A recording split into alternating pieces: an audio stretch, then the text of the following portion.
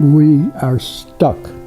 There's no way in hell we're going to pull that CO2 out of the atmosphere on a short time scale. There's no way in hell we're going to drop fossil fuel energy production by a factor of 10 in any short time. If we leave the CO2 in the air and don't take it out, it's going to melt, on some time scale. It's going to raise sea level and drown all of our cities. The thing we don't know is how long will it take? And that's the big uncertainty in the whole thing. This is a very dangerous thing we're doing. I think there are two ways we know of that we could sort of bring down civilization.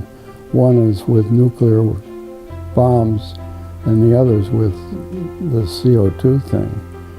It's got the seeds of really a terrible chaos on the planet. And we don't, we gotta start to respect that. It is very clear that as we move into the future, we can switch rapidly to a sustainable energy system, or we can look at ways to either undo it later by taking CO2 out of the air and putting it in the ground, or at offsetting some of the effects.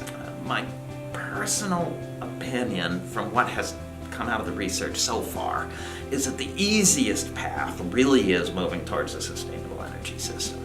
I truly believe that if we use our scientific knowledge, use what we know with respect for where we came from and commitment to where we want to go, that we end up better off. The economic studies are consistent in showing that engaging with climate efficiently, wisely helps the economy, it helps employment as well as helping the environment.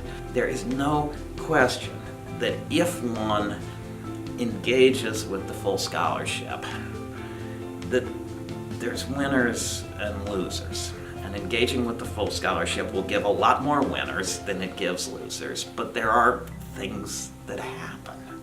And there's no question that if you build the future, you can leave people behind.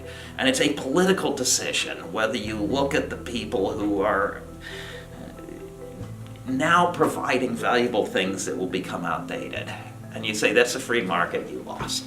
Or whether you look at them and say, thank you for what you did, we owe you something, we need to sit down and talk to you to find out how to make this work for you too.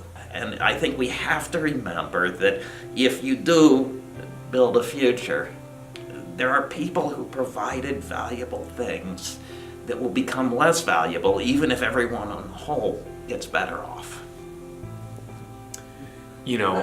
Part of it is that you just have to show that what this means is not the destruction of the economy for someone working at a coal plant or at, in these areas. And I mean, that's where it gets just so hard to do. But if there's political will on, in both parties to say that this is something that's important,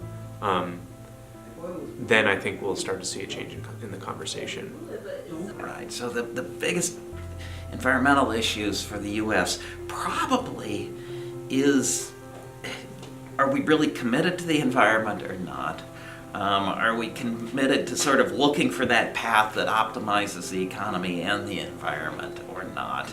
And are we going to use the scientific expertise that we've put together?